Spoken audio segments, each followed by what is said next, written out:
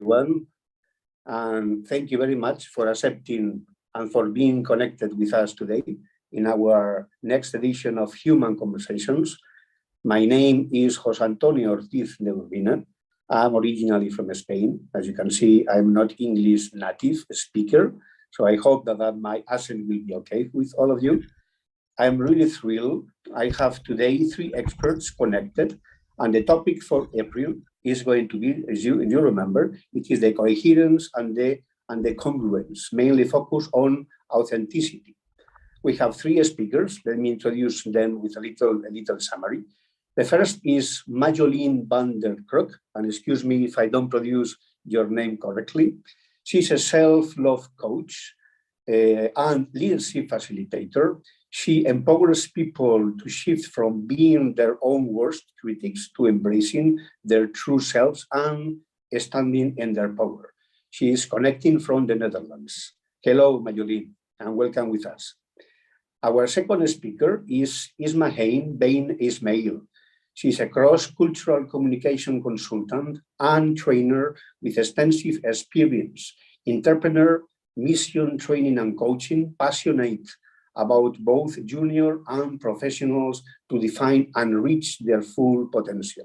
And she is connected from Dubai. And then our third speaker is Jessica Lockhart. She is humanologist, internationally awarded author and speaker. She has created different methodologies and tools to help human beings know and understand themselves. So they can take action. She is honorary doctor by the World Humanistic University, and she is connected from Switzerland. A little bit of reminder, if you all know, we will give 15 minutes to each speaker to talk about their subject, and then we will read 3 questions to the 3 speakers, and we will be listening individually to their questions. With that, I will give the show to Marjolein van der Kruk. And welcome. Thank you. Thank you so much, José, for your kind introduction. It's such a pleasure and an honor to be here in this beautiful panel with all of you and talking about authenticity and being your authentic self, which is exciting, challenging, inspiring, all of it, right? And that is already what authenticity is about, is just sharing whatever comes up for you in the moment. Let me share a story with you. It is 1957. We are in Thailand, and there's a group of monks who are relocating some items of a monastery from one village to the next. There's one big item, because it is a giant Buddha.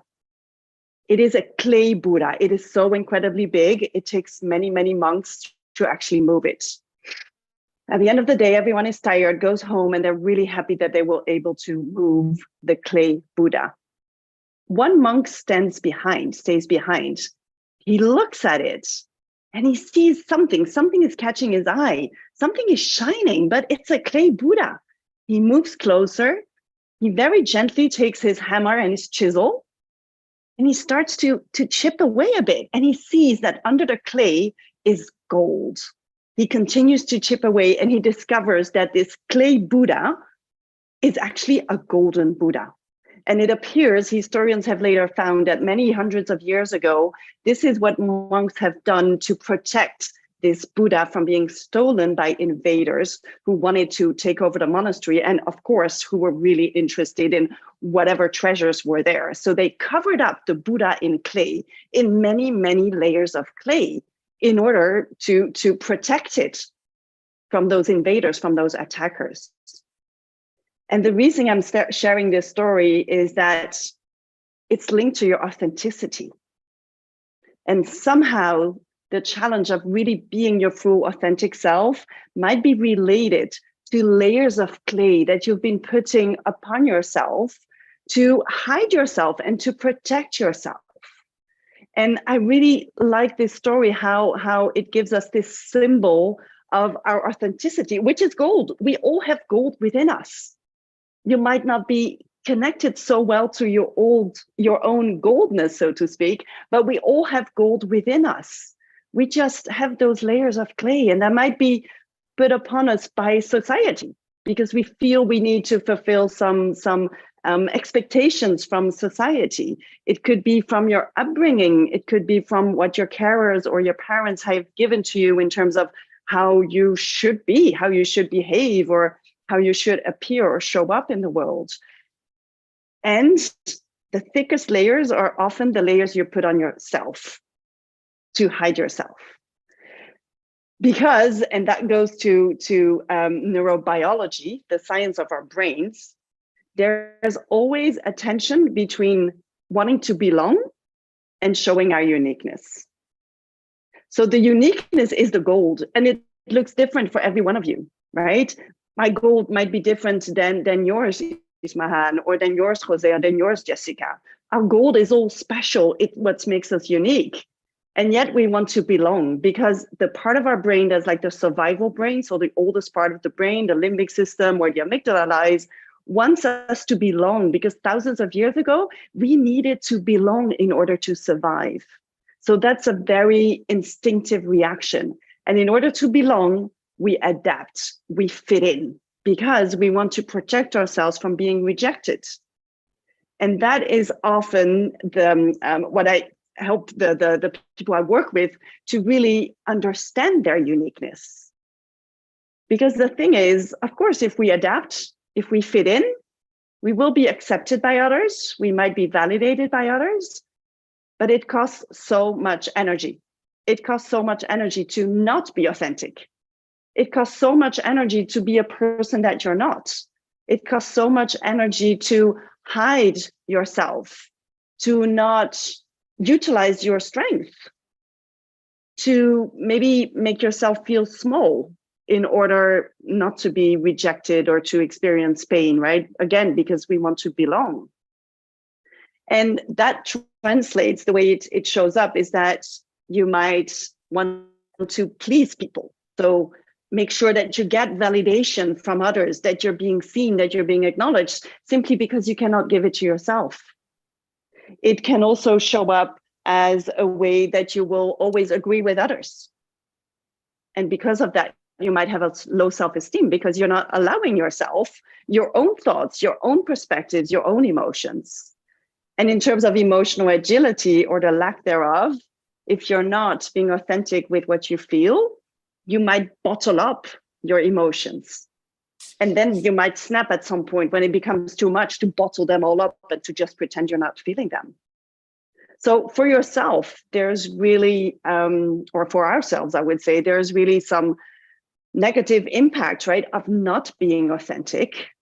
And then on the other side, it's also that the world is not benefiting from your uniqueness.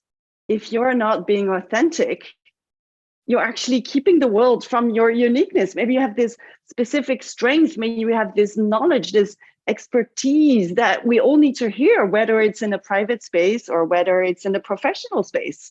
If you're not sharing your ideas because you feel like you might be rejected or judged for them, we're missing out on all of these. So it's really, really important. Authenticity is who we are and what defines us. And as I said at the beginning, we sometimes put on these layers of clay upon ourselves that stop us from being our authentic selves. So we need to activate what we call the prefrontal cortex, right? I talked about the brain, the older part of the brain, the amygdala limbic system wants to make us feel safe, to belong. So we adapt and we fit in and we forget who we truly are. The prefrontal cortex is a newer part of our brain who knows our strength, right? And who can have the courage to show up as our true selves. But then the question is, how do we do that? And for that, I have made a 3-step approach, which I will share for you. The first step is to actually meet yourselves.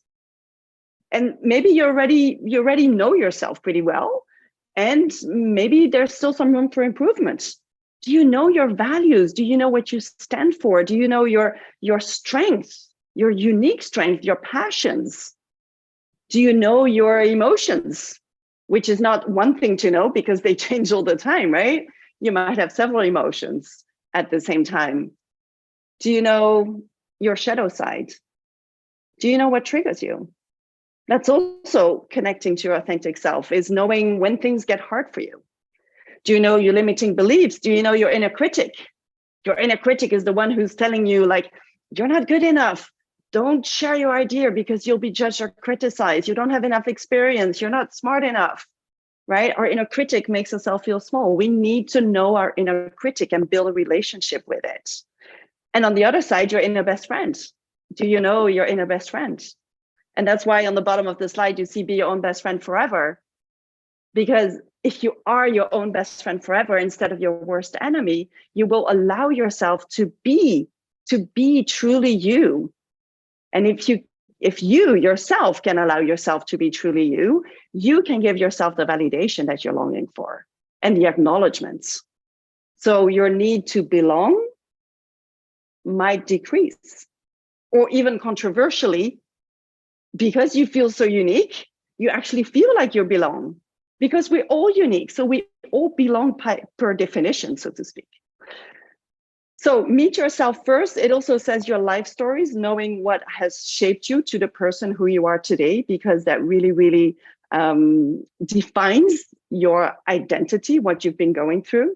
And I can just very briefly share the reason I'm calling the work I do Be Your Own Best Friend Forever is that I lost my best friend on July 24th, 2020. And that has been a major loss. And yet it had made me discover myself. I'm not going to go more into that, but this is really part of my own life story and why I'm now sharing the wisdom here. Second step, give yourself the validation you need, right? That's what I said. Once you know yourself, love yourself. Sounds a bit weird, right? Loving yourself is like, oh, is that arrogant? No, love your authentic self. There's only one person in the world like you, unless you have a twin. And even if you do have a twin, there will be differences. So embrace your uniqueness, give yourself the validation you really need. Celebrate yourself every day, again and again. Journal on it, like what I love about myself today or what I celebrate myself for today. And sometimes the only thing we can celebrate ourselves for is just for getting up in the morning because it's a tough day. That is also being your authentic self in those moments. And then the third step, of course, is showing up as your authentic self, right? Because once you feel or once you know your worth, once you can give yourself that level of validation, and the need for belonging becomes less, so you can show up as your authentic self. So you can speak up when you don't agree when things are being said, or you can actually speak up like I'm doing right now about my take on what authenticity means. If in the workplace, if you look at the workplace, it's really being an authentic leader, whether you're leading a team of people or not. We're all leaders. So being an authentic leader, really knowing what you stand for and share your perspectives, your thoughts, but also your emotions. Embrace vulnerability as a strength and not as a weakness. Setting boundaries is also part of being your authentic self, to say like, okay, now it's becoming too much for me, whatever it is. It might also be saying no. Saying no is also a way of being authentic and really showing up as your true self. It also means doing all of these things, even if you're disappointing others.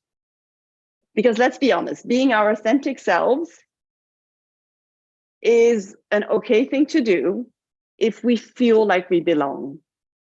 But if there's a risk that somebody doesn't agree with us or doesn't see our full potential as our authentic self, those are the moments where we might close up.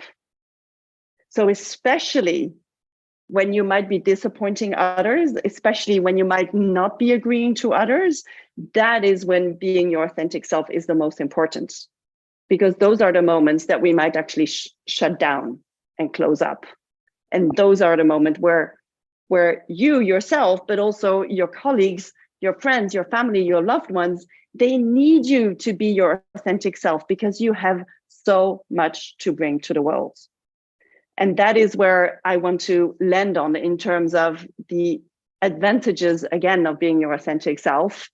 If you're being your authentic self, you're sharing whatever you want to share, right? Making the world a better place. you're allowing others to do the same. I'll repeat, you're allowing others to do the same. And if we're able to do that, if every one of us is able to be their authentic self and allowing others to do the same, that is when I do believe that the world will become a better place. So that's why authenticity and being your own best friend is really in my heart. Thank you very much. I have really enjoyed your speech. So I can, first of all, I can say that I see the energy and the passion when you speak, and that you really love what you're saying. Very interesting example from the Buddha and how they were protecting with clay. Yeah. And then at the end, the Buddha is gold Buddha, right? And you are right. We are all, from when we are young, we hide ourselves. So we protect ourselves little by little. And during the life, we realize that it's very big, you know, the wall that we are building to protect. And in reality, we are not protecting ourselves, no? We are hiding ourselves. So, and I also love the beauty of simplicity. Marjolein, you said three very interesting things. So be yourself, be brave to be yourself, love yourself, and show yourself, right? So I love it. Really, very the simplicity of the beauty, you know. So really very interesting. Thank you so much. Thank you for witnessing me. Yes. So with that, let's go with Ismahane Ben Smail. Thank you. Yes. Good morning, afternoon, or evening, wherever you are in the world. And I would like to start by thanking you, Jessica. A massive thanks for involving me in this, seminar or this talk. I'm very proud to be part of this and to share my ideas and feelings about this broad and complex topic. Having said this, this is my very first public speaking ever. So yeah, and I made a commitment to myself that the only way for me to do this would be to be completely vulnerable and completely myself, speaking about this topic. Otherwise, it will make no sense, really, speaking about authenticity and then talking about it with a mask on, you know. So so I'll just jump into it, and I thought it would be a good idea because, oh, by the way, I had sleepless nights thinking about how to approach this, and I did it to myself because I was like, oh boy, Isman, what did you get yourself into? Your first public speaking ever. And then streamlined, or how do we say, live streamed? And then about this topic, come on. And I was like, you know what? I have a message to convey. And that message is so strong that it was just stronger than my fear. So I'm going to jump right into it now. And I thought it would be a good idea to see what one of the most important philosophers of humankind said about this topic. And I looked it up. And Socrates said, put it beautifully in one sentence, to be yourself in a world that is constantly trying to make you something else is the greatest accomplishment. Yeah, so I thought, we can nail that one with a good definition. So I would like to talk to you today about my personal story, which is the most vulnerable way, I think, to approach this topic, and how I once upon a time was completely myself, completely authentic, completely trusting the world and human beings. I would like to take you in a fast pace, given the time, through some pivotal moments in my life that made me lose that authenticity and the contact with my inner voice. because for me, to add something to what Socrates said, to add this idea, it's also about connecting with your inner voice. And at a certain moment, for one long decennia, I totally lost that. And then I would love to tell you how I found that back and share that with you. So I would like to ask you, Jessica, to show a picture of me. And this is mini me when I was 6 years old. And every time I see this picture, I remember vividly, although I was 6 years old, and that was a while ago, I remember the studio of the photographer, and I remember how nice he was. And I remember I was, as you can see, maybe I was very shy. I was a super shy girl, but still, I don't know, but I still had a very good feeling about this photographer, and I could give him my best smile. And I just trusted the world through his eyes, and more generally, I trusted the world. I grew up in Geneva. Thank you, Jessica. I grew up in Geneva. I was born there, and I have beautiful memories of that time. I lived there for 5 years. I was a very desired kid, and my very intellectual father married my artistic mother. My father from Algeria married my mother from the Netherlands. They couldn't have been more different. And it was love all over the place. They were madly in love with each other. They married out of love. They got kids out of love. And then yeah, I was always encouraged to express myself. I was the creative kid, you know, that was celebrated. And I have vague memories of me sitting on the laps of my father in the balcony, watching firework. And basically, this was what those first 6 years were about, just beautiful, colorful firework where I felt very loved. And yeah, and I had my place in this world that I never ever questioned. Little did I know when I was 6 years old, at that moment, sitting in the studio of that photographer, that my life 2 years later would completely shift like 180 degrees and would become a nightmare and hell for 10 years. Because what happened, my father got a job in Algeria. So we left that beautiful, safe country and we went to Algeria. And basically, to make a very long story short, it was the end of the love. No, maybe not the end of the love, but it was anyway not a place where the love between my parents could thrive like it used to do in Switzerland. And they got into a horrible divorce, like a super, super violent, one of the most violent you can ever imagine. And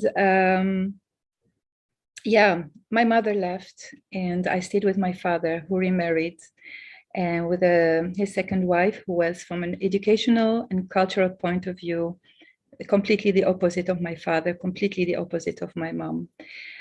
And I had to grow up there before I could get over the shock and the trauma of the separation, of the cultural shock, obviously, because there was a big difference between Switzerland and Algeria.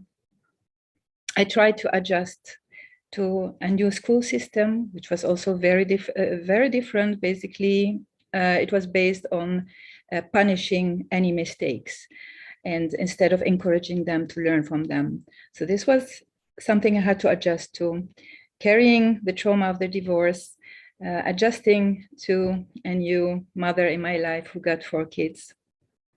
And then I was given the task to take care of those kids, basically completely losing my childhood. And it would be an understatement to say that it was a very hostile environment where I had to grow up, whether it was the school system or the family atmosphere, or the street where I was harassed constantly. yeah, it was a pretty tough situation, pretty tough conditions. And of course, nature, you know, is amazing. It gives kids an amazing capacity to of resilience, to be creative, to find solutions, to survive day by day. And this is what I did. I became extremely creative in finding solutions to survive. Although the system was very hard at school, I tried to be a very good student, keeping low profile, not being too talkative, certainly not expressing my thoughts too much, keeping safely under the radar. Same thing home, same thing on the streets. And you know, when you develop this survival mechanism so well, what they do is actually they work very well, and then they turn against you. And how did it work? I basically found a way to compartmentalize myself. We call it there's a term for it, I think in psychology, it's called dissociation, where I basically broke down my personality into compartments that I mastered very well. And I became literally an actress, a master of deception. The human interaction, for me to survive, was just a big chess game. And how did it express itself? I could completely anticipate what people were thinking, what people were going to say, to do, what people were expecting from me. And I would act and talk accordingly in different situations. And I became really good at that. I became a really good storyteller too. And yeah.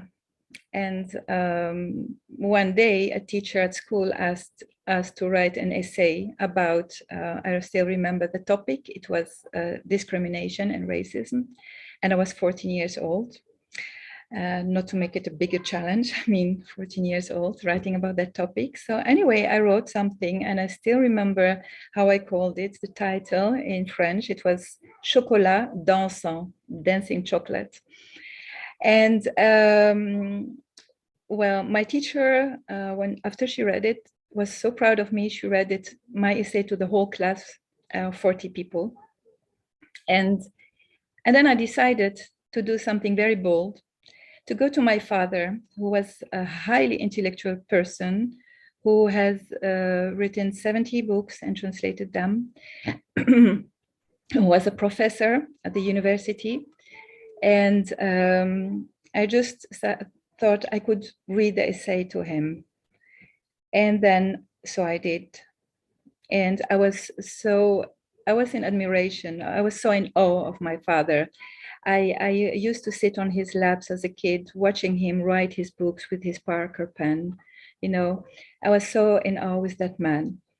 And after I finished, I was really expecting to see pride on his face and happiness. But instead, he looked at me from over his dark glasses, and then he looked at me with an angry expression, and he said to me, "Do you see the holy book there on the shelves? Take it. Take it and put your hand on it." And I was shocked. I knew what he meant by that. And my heart started pounding. I knew that it was a compliment, and at the same time, he was questioning my ability. He was questioning my strength. He was questioning my voice. But I knew I had written that essay, so I didn't hesitate. I put my hands on the holy book. I swore. And then I thought that would be the end of the story, and he will hug me. Instead, he looked at me, he said to me, "I hope you know what happens to people who lie when they put their hand on the holy book." And honest to God, I have forgiven my father, because I know, my late father, because I know he just did the best he could educating me. I just know that from the bottom of my heart. It was his way, the very old-fashioned way of being a leader of a family with all its complexities. Yeah. The problem is that after that episode, I developed a horrible narrative in my head, which I call the sniper in me. And that narrative was just one sentence. Who do you think you are? And that sniper was always there, every moment of the day, every second of the day, just to shoot at me whenever I had a good idea, whenever I wanted to express my opinion, whenever I wanted to share something, to be creative, it would shoot at me, because who did I think I was? And then I learned to bottle up and to shut up and to stay very safely, very, very safely under the radar. Fast forward, when I was 19, I went to the Netherlands to join my mother, confronted with yet again another cultural shock. And everything that I had taken for granted and considered true, I had to question again, because growing up in Algeria, an Arabic traditional culture was completely different from a very westernized country like the Netherlands. I was suddenly free. I was suddenly 19. I could do whatever I wanted. Freedom was so scary. So that only added to my narrative, questioning my worth, questioning my truth, and silencing me even more. But anyway, since I learned languages during those years, I decided to become an interpreter in 5 different languages for asylum seekers and for refugees. And as fancy as this sounds, yeah, actually, I was the voice of other people, everybody else except my own voice. I was an instrument, and I was not my own voice. So yes, I was translating for them to help them, get a better life, get access to asylum-seeking procedures until they integrate in the Dutch society, and then interpreting for them in every area of their lives. And yet I was letting myself down because I was not my own voice. And actually, I was a refugee too. I was fleeing the war that was inside me still after so many years. And then, as I said, nature is amazing. And so when you play these games with yourself long enough and you tell yourself all these stories that have made you lose your authenticity, your body catches up with you. And I get a major, major burnout. I got a triple hernia. I got food allergies popping up from everywhere and nowhere. And basically it was the language of my body. It was the voice of my body telling me, listen, if you don't change this, if you don't find your authenticity again, I will self-destruct. This is how I read it. Yeah, I can almost hear the music of Mission Impossible, this message.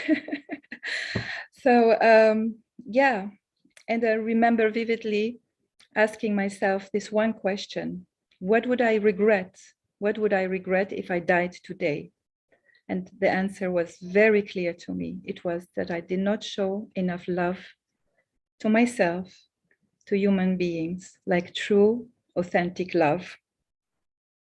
And from there on, I started a completely different journey and made a career move. And I began to train people, first myself, obviously, in human skills, what we like to call soft skills, and training them to find back their strength, to embrace their strength, and embracing my strength at the same time. Still being an interpreter, loving it now. Now I have something else. And the acting that I have learned to do so well, I'm using it in my trainings, not to deceive people, but I'm a trainer and an actor using simulations and role playing in my trainings. And I'm dedicated to serve people in this way, to help them find their voice again, or to help them express their voice again. And I would love to end this talk with a beautiful poem. I don't know if it's beautiful, with a poem I wrote this morning for you. It's up to you to judge. Short poem. People are like diamonds with facets bright, each one unique, yet all true in their light. Through pain and challenge, we learn and grow, becoming ever stronger like diamonds aglow. Thank you so much for being the diamond. Unbelievable, hey, beautiful. First of all, congratulations, because you decided to overcome your fear and to move yourself into the non-comfort area, and to speak in public. So this is your first public speaking, and thank you very much, because I feel honored. I am participating in your first public speaking, that I'm sure, just after listening to you, I think you have many, many, many things to say to the world. So I am sure that this is going to be the very first of many, and that I'm going to continue. Thank you. I fully agree with Socrates, and I think you choose very well. I mean, to be yourself is the greatest accomplishment. And it is true, because it really is very, very difficult to really be yourself, and to really decide, how we said at the beginning, that be yourself, love yourself, and show yourself, right? So it is I fully agree. And my last sentence, Ismahane, is, I think that you are still the mini me. You said the picture, that's your mini me. I love it. I think you are maybe a wiser mini me, but I can see in your eyes, in the way you speak, that you are the mini me is still there. I really love your speech. Thank you so much. Thank you. It means the world to me. Thank you, everybody. Thank you. It really means the world. Muchas gracias. Thank you. De nada. So with that, Jessica, please, is your turn. Thank you very much. Thank you to both previous speakers. They basically paved the path for my own presentation, because what they expressed in both their stories is so very human, so very authentic, that it will make it a little easier for me to speak from the point of view that I wanted to share with you today. Today I come in a more educational way. I prepared a short presentation that is more focused on the how and on the what of our own human authenticity. I would like to share some slides that I prepared for you. Let's see if I can put them on. 1 second, please. That will be part of my presentation. There we go. Let's see. There we go. So the topic today was the importance of being authentic. And I wanted to approach this topic, as I said, on a more educational tone, in a more general way, not so personal, because I wanted to share the message that authenticity might perhaps not be so well known and so well handled in today's society, in today's world, as it used to be in the past. So, as Marjolein said before me, we as human beings all have this need to feel like we belong. We belong to the society we live in. We belong to the groups that we want to join. We belong to the family that we were raised in or that we live with. We have this deep need to feel like we belong.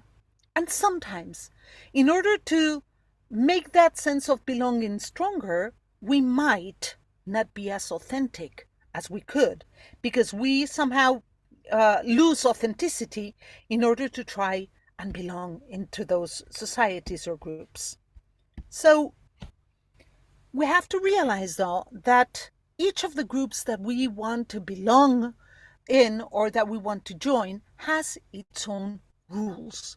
In humanology, we talk about these social rules as social masks.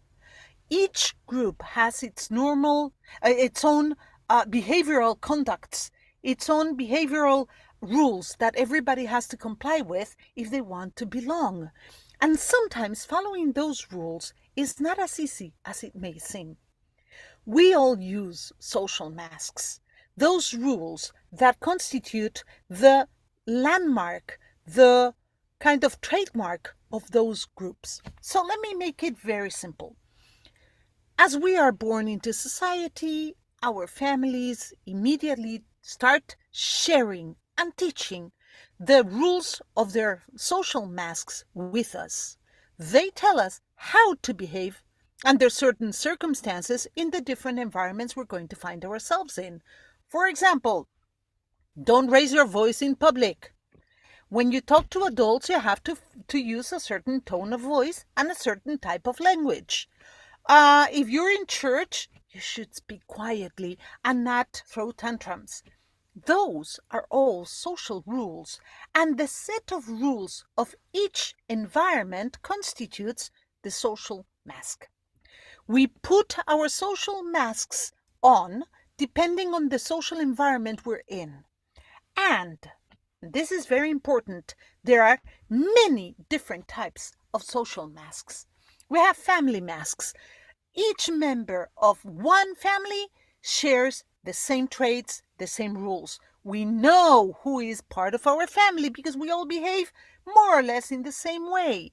There's school masks. When you go to school, they teach you how you should behave in school, right?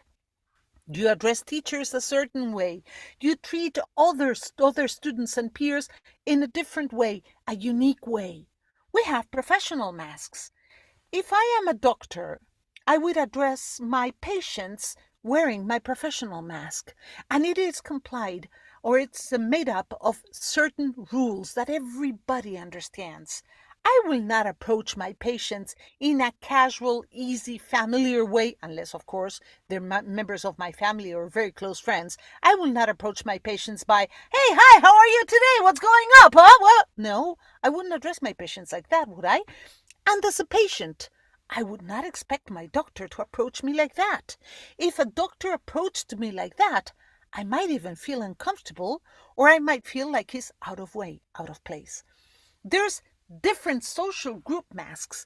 Depending on the social group, certain rules are applied.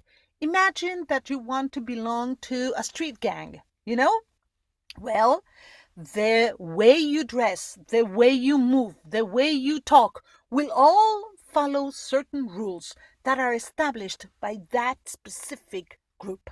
And like that, we find social masks everywhere and anywhere. And it is very important, there goes the slide. It is very important for us to understand, the slides are going a bit crazy. Let's see. Oh, God, sorry. It is very important to understand that social masks help us identify our peers.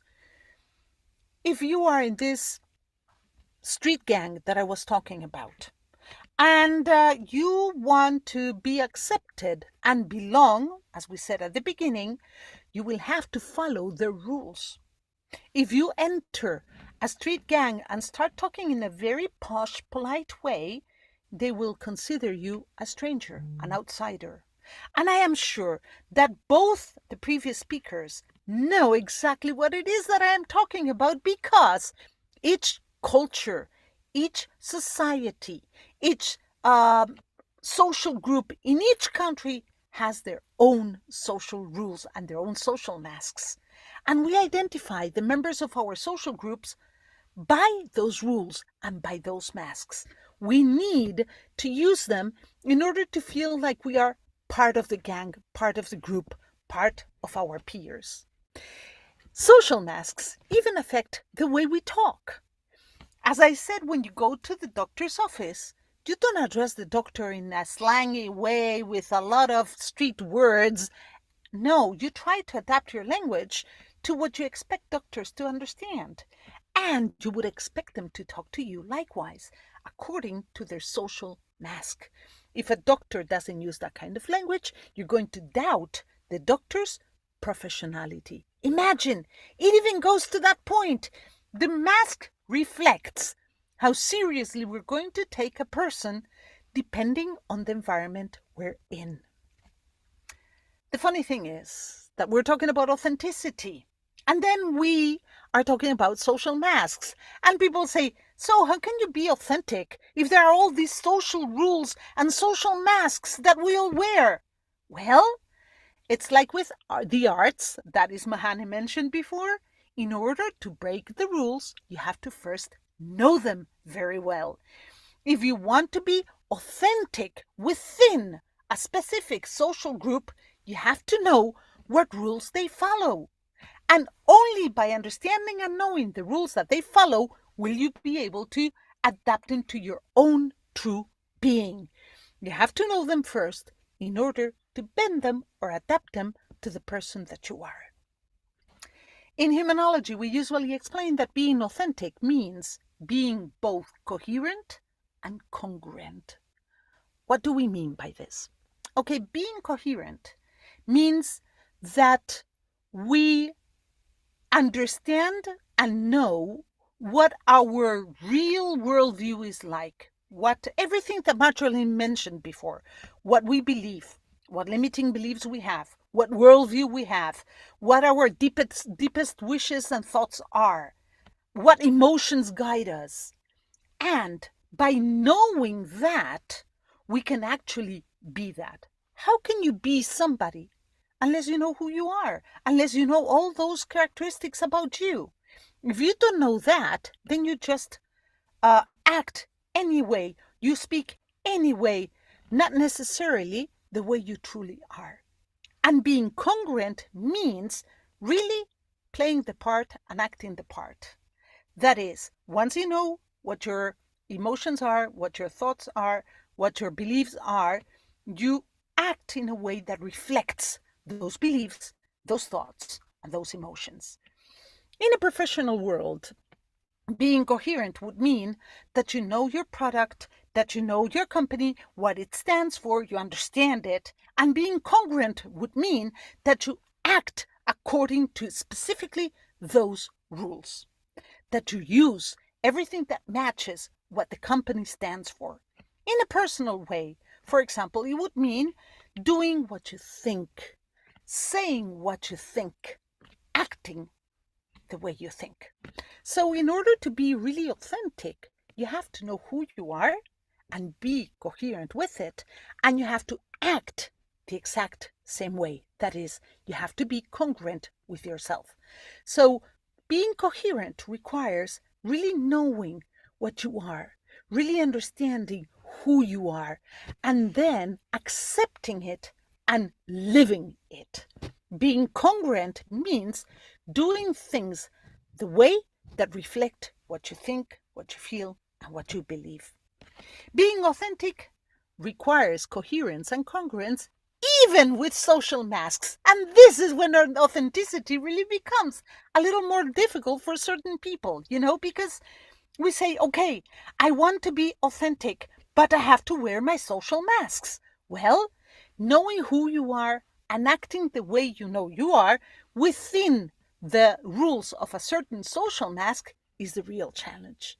You want to be you, but by respecting who you are, still belong to the group and still comply with their rules.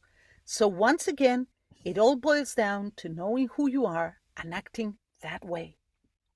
In order to be authentic, we then need to reach a balance between knowing who we are, acting the way we are, but also complying with the rules of the different social groups we want to belong to. Because what happens when we don't?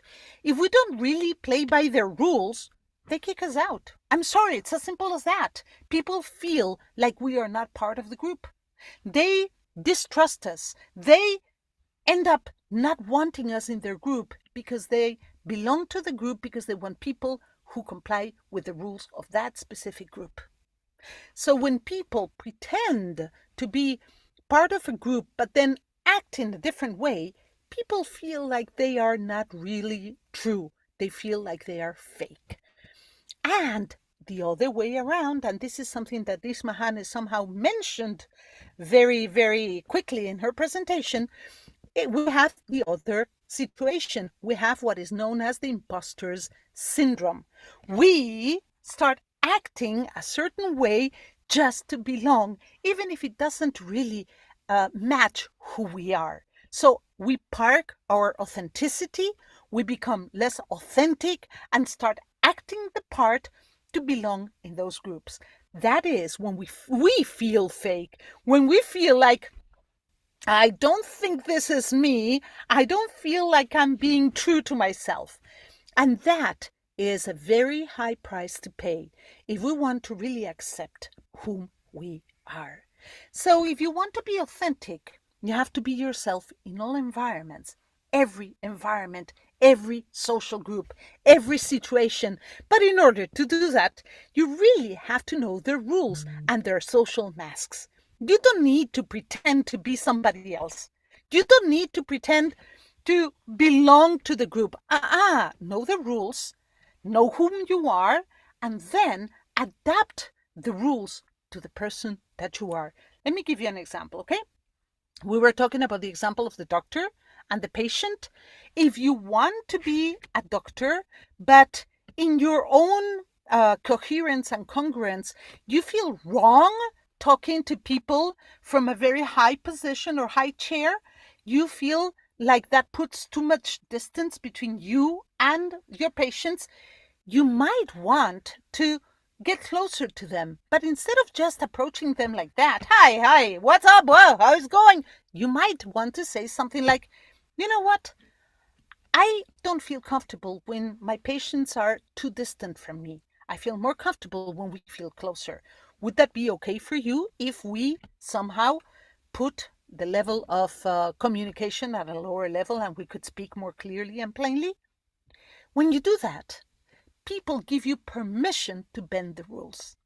You're being authentic to yourself, you're being coherent, you're being congruent, but at the same time, you're complying with the social rules of that social mask. So be yourself, even when you're wearing your social masks, because that will allow you to be both authentic and belong to the different social groups you want to belong to. I will be very happy to answer any questions you may have as soon as we finish this and the questions that are ready for everybody. Thank you very much. This is what I wanted to share with you tonight. Thank you very much, Jessica. Really, really very interesting, because listening to Marjolein and to Ismahane, they are bringing real cases and their thoughts. We talk about Buddha, we talk about protecting, we talk about being yourself. I think that Ismail talked about even a concept, very interesting concept, which is the disassociation. You say that in English? She mentioned that she developed a disassociation. Dissociation. Exactly. For disassociation. And she mentioned that she can master. She was mastering the four of them. And it's very interesting because it's like, well, listening to you, you have created like a humanistic model, It's like Newton, the rules of Newton, force equals mass times acceleration. Is one of the very first rules of Newton that explains a lot of physics. It's a very simplistic rule, but explains a lot of physics, right?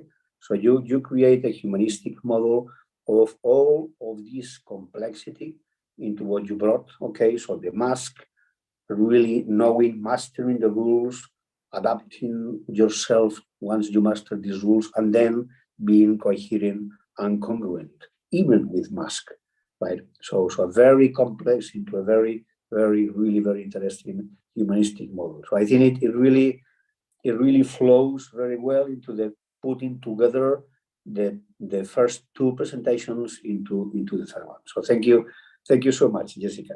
I have really enjoyed it very much. So with that, okay, we are going to go into the second phase, okay, the second part, which is I'm going to read the three questions once at a time, okay, and each one of you. So any order, whoever wants to start, you can start. But what we want is to listen to each one of you answering the questions, okay? So the first, okay, the first one is many societies raise their kids to hide their true emotions in public, which can somehow hinder their authenticity when dealing with others. What would you say if is a healthy boundary between manners and authenticity? That's a very interesting question. So who wants to give the answer? Who wants to start?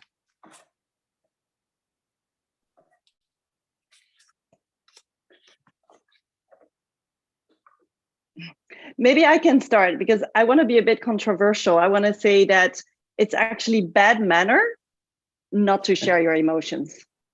Yeah, maybe, yes, you're right. And of course, it's a bit bold, but to me, if you show your emotions, knowing indeed, as you said, Jessica, so beautifully, knowing the social rules that apply wherever you're at, but even in a professional environment, and I can give you an example. I was in a meeting with a few colleagues of mine, and we were checking in with each other, like, how are you doing? How are you doing? And everyone was like, yeah, I'm fine. I'm super energetic. Yeah, I'm fine. I had a great day yesterday. Yes. And then it was my turn at the end. And I was like, I don't feel fine. But apparently everybody feels fine. So do I need to kind of like belong to the group and also say that I'm fine? And I just said, honestly, with a hand on my heart, I said, I'm not fine. I'm grieving the loss of my best friend and I'm having a very hard day. And what happened is that all of them said, can I please have a redo? I said, I'm fine, but I'm actually struggling with my mom being ill. I said, I'm fine, but. So I feel that it's actually good manner to be your authentic self and share emotions. Of course, not in a way that someone else is going to be like, oh my God, what is happening? And we need to save this woman, right? To do it in a respectful way, to respect the other one when you share your emotions. But by doing it, you're opening up for others to do the same. And that is why I say it's good manner to be authentic and share your emotions. Very interesting. Yes, thank you. Anyone else wants to give their opinion? Yeah, thank you so much for this beautiful question, José, because I think it has many facets to it. And I think that authenticity can also be harmful depending on the intentions that we have. So let's just say, take a very mundane example.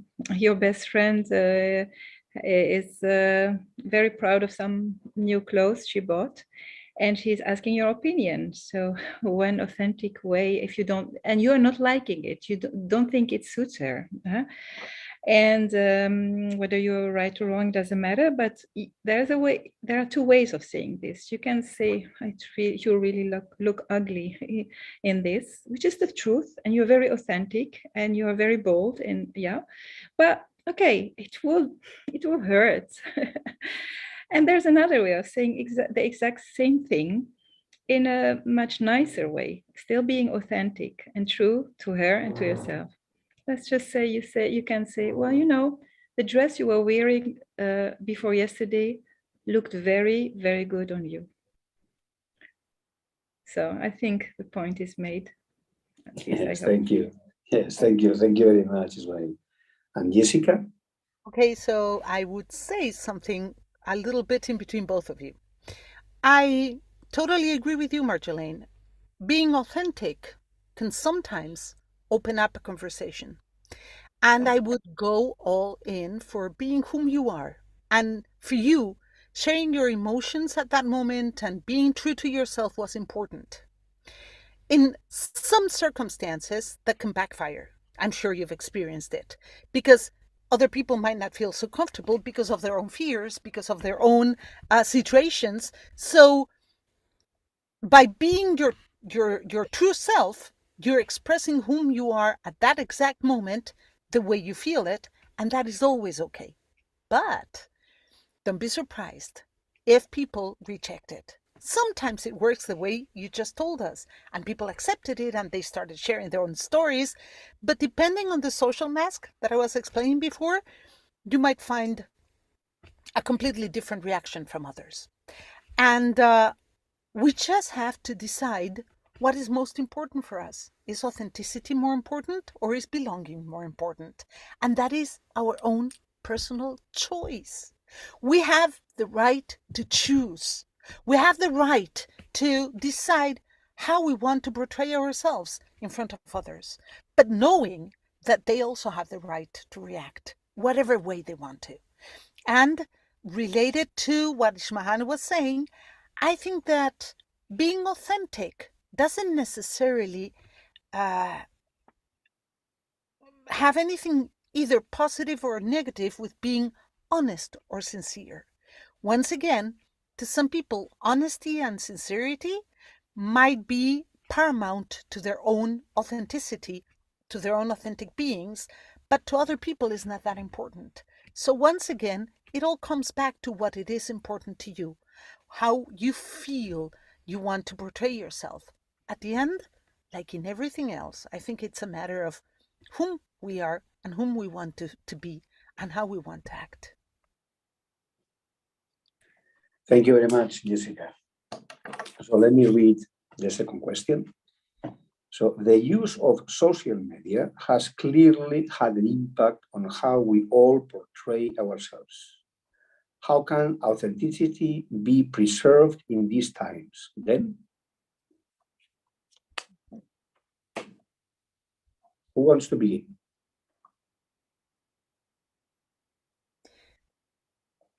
You can start. Okay. So I think we are using social media, personally, I think in a very wrong way to create a facade. For some reason, we bought into the idea that we have to show that our lives are perfect. I don't know, I still don't know where that came from, honestly. I'm still puzzled by it. And the same way, you know, there's nothing wrong with social media, just like there's nothing wrong with a knife. You know, you can use it in any way you want, and that goes for any technology. People are afraid of AI. Actually, they are more afraid of themselves than of AI, for example. And I think we should not look into social media as, you know, the bad thing, but question our own needs and interest in why are we doing this, showing this beautiful, perfect image of our lives that doesn't correspond most of the time with the reality.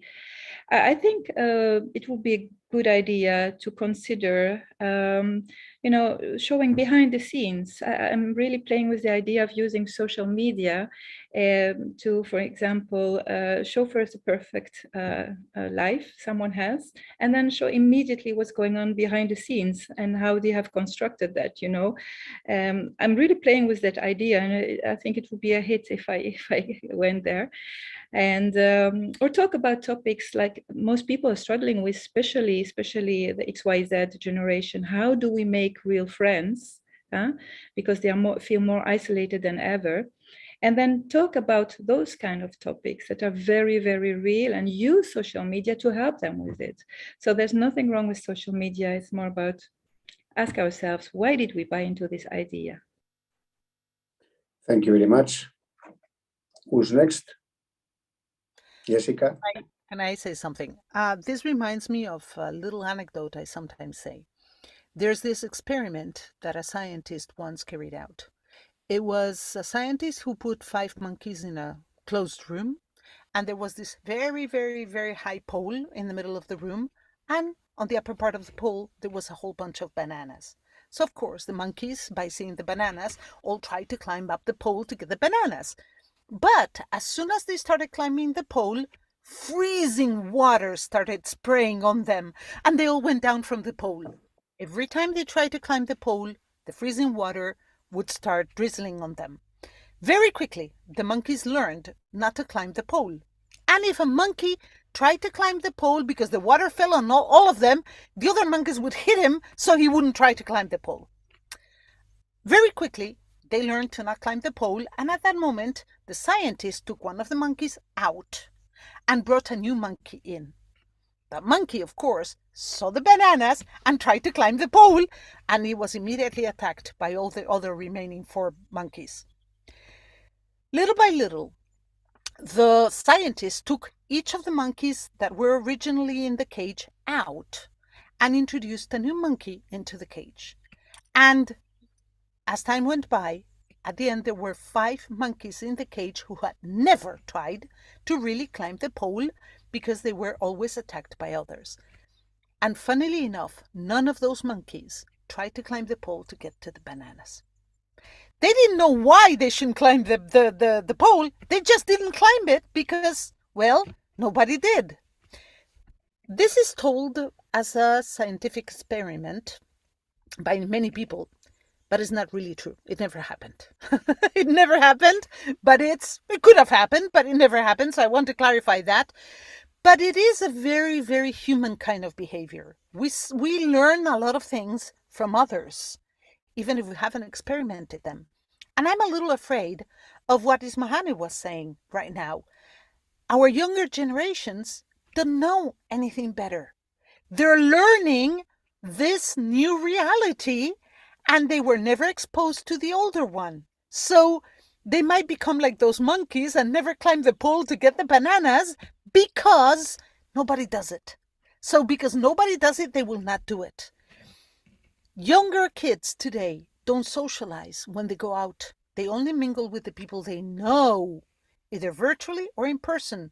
My kids, I have a 27 and a 20-year-old kid, and they were both telling me, you don't address anybody when you're in a disco or in a pub or in a club. You don't talk to people unless somebody else knows them. It's very hard to make friends because in real life, there are these rules, social masks again, that prevent them from interacting. And I'm afraid that this social media scenario might end up creating certain behaviors in our younger generations just because they are imitating others and they're not being exposed to other realities. That's what I wanted to share. Yeah, it's really those two aspects, right? What you say, Ismahane, is that this toxic positivity that we only see things like, oh, this is all great and my life is fantastic and it's amazing. And so it's like this toxic positivity. I do believe people do that because they want others to see them as like, wow, that person has got it all together, right? They want to receive validation, acknowledgement. They want those little likes to show up like, yeah, you're great. So this need to belong and to be validated again. I think that's where it comes from. So this toxic positivity, and then what you're saying, Jessica, is the copying, the imitation part, right? Is that I hate those trends on Instagram about the reels. Like everybody uses the same little music because it's a trend, and then I'm like, what is this all about? We're losing uniqueness by creating those trends, and that everybody does the same thing. And indeed, Jessica, then people don't do something different because nobody does it. So I'm just going to be like the monkeys. Nobody's climbing up. So I'm not going to share anything different, or right. Like Ismahane, like sharing behind the scenes, sharing. I know I've been posting a picture of me crying at the how do I say, like the tombstone of my best friend. It's like, that's reality, right? When you grieve, that's reality, that's pain. And I'm human and I'm giving others permission to be human as well. So yeah, the copy part, like copying each other, imitation, and toxic positivity, as I call it, like my life is great. It's a tough one. It's a tough one. And for that, I would say always realize whenever you're looking on social media, because, well, you can choose not to, of course, but sometimes we just like to scroll, to realize there's this behind the scene. Ismahane, that's why it would be so amazing if you would do something with this. This would be amazing. And also, if you want to share something different, don't scroll. Just open up and share. Post whatever you want to post, and then have a look at what the others are doing, so that at least you stand in your power. You're like, okay, I'm not going to compare myself. I'm just going to share because I want to share this, and then look at what others do. So post first, and then look at the others. Three very interesting answers. Feedback. That's good. So the last question. In a world in constant imitation of others, in which the need to belong is so acute for many, why would you say that authenticity is not a bigger value? Let's talk about values. Who wants to start? It's, I think what you said earlier, Jessica, it's the balance, the risks, like how much risk do I want to take by being my own self? Or how little risk because I still want to belong. And I would add to that if you feel like the mask has to be so thick and so heavy and that your head is actually going like this because the mask is so heavy, maybe it's not the right group for you.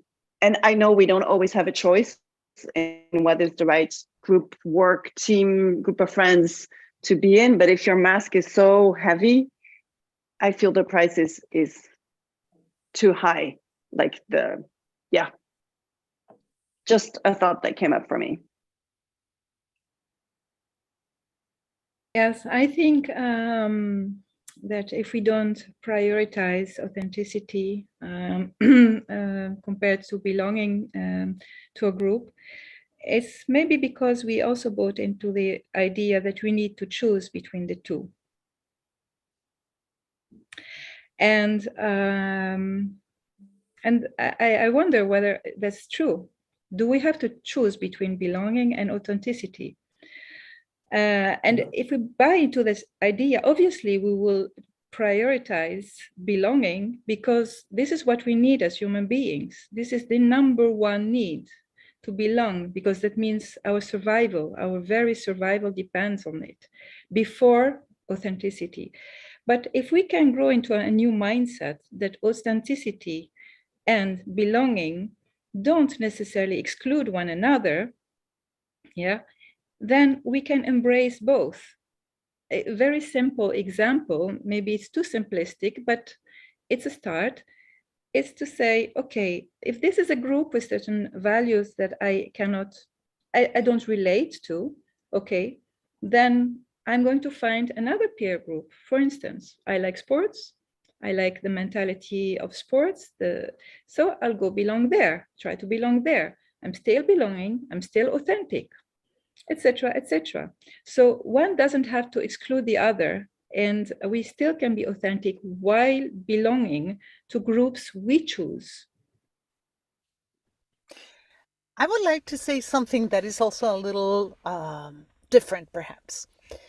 I was thinking about this question right now, and I kept on remembering how societies have tried to impose uniformity amongst its peoples because uniformity makes people the same and therefore easier to handle and manipulate. When everybody thinks alike, when everybody acts alike, it's easier to handle them. We're all expected to act a certain way. We're all expected to do certain things. And the person who's different, the person who's authentically different, stands out and is usually considered a rebel. Ismahane, you lived in a very, very, very different culture. You suffered from culture shock when you went from the Netherlands, or no, from Switzerland to Algeria, and you were different. And you confronted a system that required and demanded uniformity. In every country, we find that same uniformity being sought, being looked for, because for leaders, it is much easier to handle a flock of sheep that all look the same and think the same and look for the same thing than having a whole flock of different beings who want different things and who act different ways. So in a way, that uniformity is expected and imposed on every human being who lives in a society. And then we tell everyone, yeah, but you have to be authentic and your true self. And they go like, yeah, but I've been told my whole life that I had to be part of the group and that I should not stand out too much because if I'm too different, I'm not easy to handle. Artists are a great example of that. I was thinking about the great artists who are one of a kind and become huge stars, singers, painters, whatever, they're uniquely different. And that difference and uniqueness is what makes them special. If you draw and paint like everybody else, you might be good, you might be able to create paintings for people's houses, but you will not make it to the big museums because you're just one of many. But being authentic requires great bravery. You have to be very, very strong and very brave in today's society if you want to be different. Ismahane, I also lived in many different cultures. I had culture shock, maybe not as acute as yours, but I was born in the US, I grew up in Spain, and I lived in 8 different countries already. And I have had my share of criticisms and nasty remarks because I was different. I recall, for example, one anecdote that I usually tell about being with a group of Latino women on the underground in Moscow, and how all the Russians would start telling us to shut up, shh, because we were laughing. And that is culturally inappropriate in Russia because you're invading their acoustic space. So it's not appropriate. And to us Latinos, it was like, who do they think they are to tell us to shut up? Because we are that way. On the other hand, being different, because I have always been different. I was born in one country, raised in another one. I could not be like everybody else. Also gave me certain leeway. I remember as a teenager hearing my friends' parents tell their children, Jessica can do that because she's American. I grew up in Spain. Yes, I was American. Yes, I had American heritage, but I grew up in Spain like them. But because I had this American heritage, in their parents' minds, I was allowed certain things that they were not allowed to do. Like go out a little later, whatever. So what I mean by all this is that it is important to realize that being authentic is sometimes extremely difficult, and society many times doesn't accept it, doesn't recommend it, doesn't value it, and doesn't reward it. So if you are or want to be authentic, well, good luck, be brave, be yourself, go for it, but be ready to have a lot of people thrown at you. And I would say reward yourself, right? Don't ask for rewardment from others, but reward yourself first. True. Yes. Thank you. Thank you very much, Jessica. So with that, I think we have reached the end of the conversations. There are a few comments in the chat. Let me see if I'm able to read them. So thank you very much for sharing these concepts. Very, very powerful. This is one of the comments. Another one is, thank you for sharing your story. You are doing it so well and clearly. My heart is with you. Another one is, phenomenal history. You are a great example of strength and hope. I think it's a strong comment. I personally, as I commented before, I have really enjoyed very much being your facilitator. Okay. We have been talking for, you want to add something, Jessica? Yeah. Sorry, it's just that I'm seeing there's another comment on YouTube. I just wanted to share it. Somebody is asking us where we are all from. So I don't know if they want to talk to the viewers or if they want to ask us, maybe they joined us later. So why don't you say where you guys are from? So who wants to start? Ismahane? Shall I start? Yes. So I was born in Geneva, as I mentioned, and my late father was Algerian, and my late mom was from the Netherlands. She is Dutch. And I currently live between the Netherlands and Dubai, and I travel everywhere in the world. Thank you. Marjolein? Wonderful. I was born and raised in France, and my parents are Dutch. So kind of an international background. I lived 18 years in Paris, and then I moved to the Netherlands, and I've lived in the US. I've also lived in Singapore. And right now I'm calling in from Greece. Okay, good. Thank you. So, I was born in the US and California. I'm a Californian girl, but I grew up in Spain, out of all places in Pamplona, where people run in front of bulls, so it couldn't be any more different. But now I'm currently living in Switzerland. I lived in 8 different countries, and we're currently living in Switzerland. Thank you very much, Jessica. Maybe myself, I was born in Spain, from the north of Spain, in the Basque Country.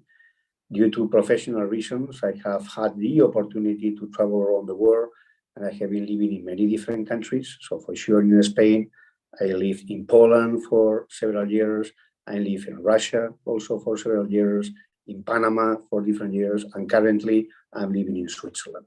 So I have really enjoyed traveling and experiencing a little bit in the international culture, the differences between countries, languages, and so on.